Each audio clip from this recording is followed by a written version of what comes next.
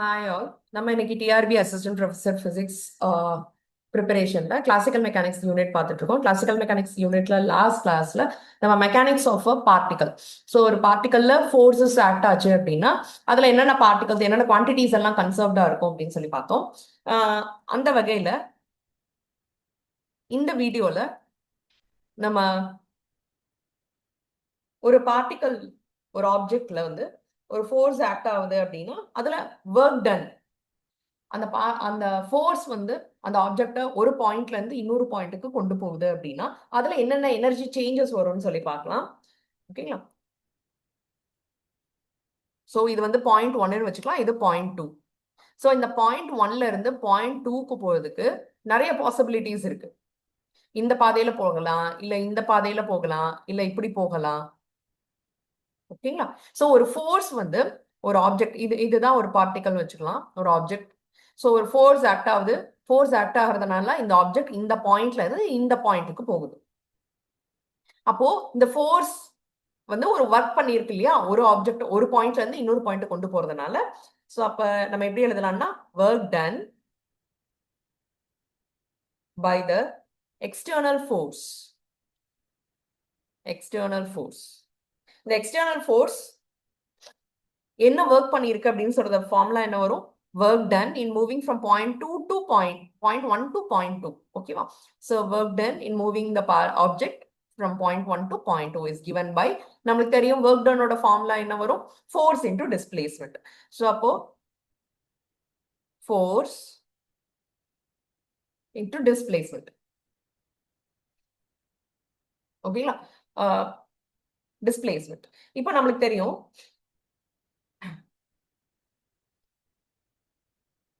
F into T. What is F? Force is given by, நம்மளுக்கு இதுக்கு முன்னாடி வீடியோஸ்ல பார்த்தோம், m into a. So acceleration is nothing but rate of change of velocity. So அப்ப m நான் காமனா எடுத்திருக்கேன் இங்க. m 1 to 2 dv by dt into ds. இந்த displacement நான் in terms of velocity எழுதலாம். What is that? Rate of change of displacement is nothing but velocity v. அப்போ displacement is equal to velocity times dt. So அப்ப m is 1 to integral 1 to 2 dv by dt v times dt. இப்படி எழுதலாம். ஓகேங்களா? இப்போ இந்த whole term இருக்கு இல்லையா, இந்த டேர்ம் இதை வந்து ஆக்சுவலா எப்படி இன்னும் சிம்பிளிஃபை பண்ணி எழுதலாம் அப்படின்னா m by 2, இது எப்படி வந்ததுன்னு நான் சொல்றேன். 1 to 2 d by dt of v square into dt ன்னு எழுதலாம். எப்படி இது வந்தது? இதுல ஒரு 2 வேற டினாமினேட்டர்ல ஆட் பண்ணியிருப்போம். எதனால அப்படின்னா இந்த ஈக்குவேஷனை சால்வ் பண்ணா இந்த ஒரிஜினல் ஈக்குவேஷன் வந்துடும். Okay, so dv by dt into vங்கிறத நம்ம அந்த uv மெத்தட்ல எழுதுவோம் இல்லையா, சோ அதே மாதிரி நம்ம சிம்பிளிஃபை பண்ணி எழுதியிருக்கோம். அப்படின்னா என்ன அர்த்தம்? இதை வந்து நம்ம டிஃபரன்ஷியேட் பண்ணோம் அப்படின்னா இந்த ஒரிஜினல் டேர்ம் வந்துடும். ஸோ வருதான்னு நம்ம பார்க்கலாம். இப்போ நம்ம m by 2 integral 1 to 2 d by dt of v square into dt, இதை இன்டகிரேட் பண்ணா அந்த ஒரிஜினல் ஈக்குவேஷன் வருதான்னு பார்க்கலாம்.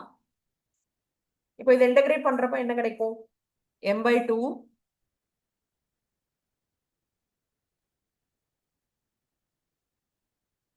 இது வந்து 1 to 2. ஸோ இதை வந்து நம்ம டிஃபரன்ஷியேட் பண்ணி பார்க்கலாம். டிஃபரன்ஷியேட் பண்ணா 2v into dv by dt கிடைக்கும். இதை டிஃபரன்ஷியேட் பண்ணா.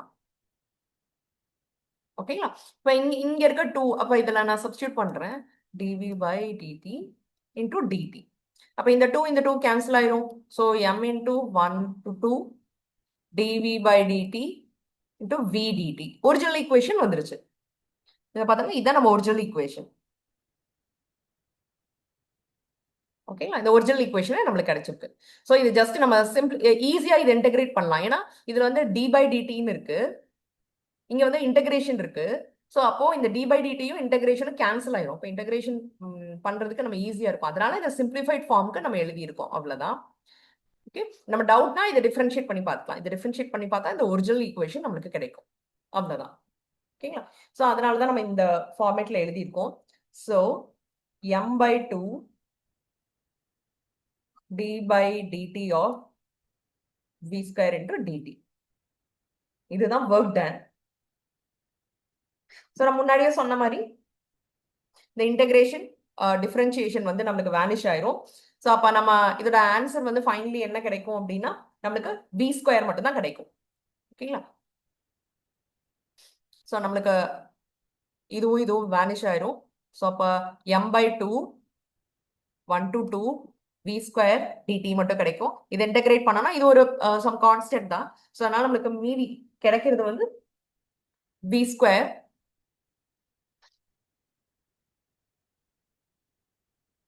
ஓகேங்களா? ஸோ அப்போ நம்ம லிமிட்லாம் அப்ளை பண்ணோம் அப்படின்னா நம்மளுக்கு என்ன கிடைக்கும்? இது வந்து அந்த லிமிட்ஸை நம்ம அப்ளை பண்றப்போ velocity at point 2 first upper limit. So velocity at point 2 minus velocity at point 1.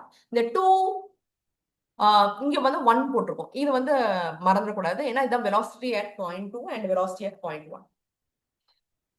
ஏன்னா நம்ம upper limit lower limit substitute பண்ணோம்னா நம்ம ஆக்சுவலி இந்த வெலாசிட்டியில சேஞ்ச் வரும் இல்லையா?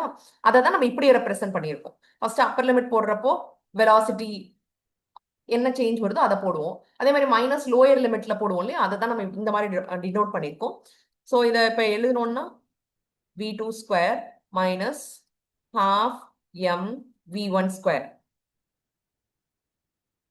ஸோ half mv ஸ்கொயர்னா நமக்கு தெரியும் kinetic energy. So t2 minus t1.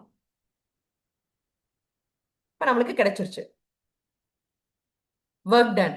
So நம்ம முன்னாடி என்ன சொன்னோம்? ஒரு ஃபோர்ஸ் ஆக்ட் ஆகுது. அந்த ஃபோர்ஸ் வந்து ஒரு ஆப்ஜெக்டை பாயிண்ட் 1ல இருந்து பாயிண்ட் 2க்கு கொண்டு போகுது.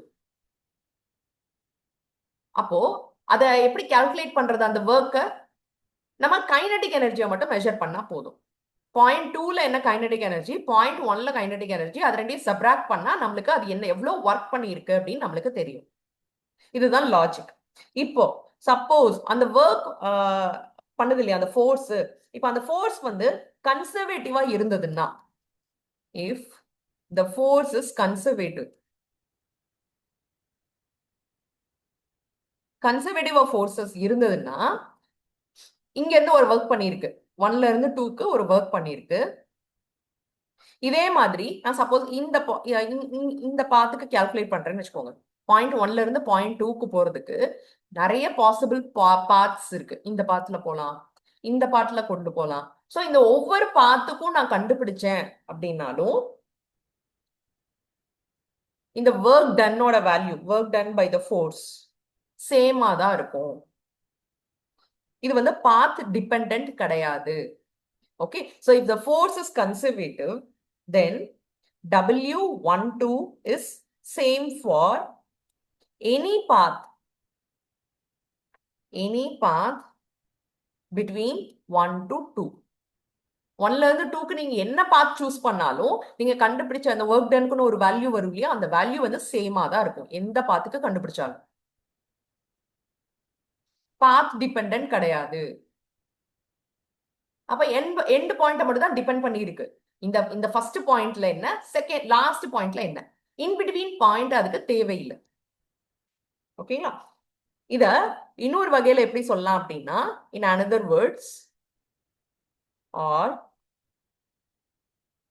if a particle, இந்த பார்ட்டிகல் வந்து 1ல இருந்து 2க்கு போயிருக்கு, திரும்ப 2ல இருந்து 1க்கு திரும்ப வருதுன்னு வச்சுக்கலாம்.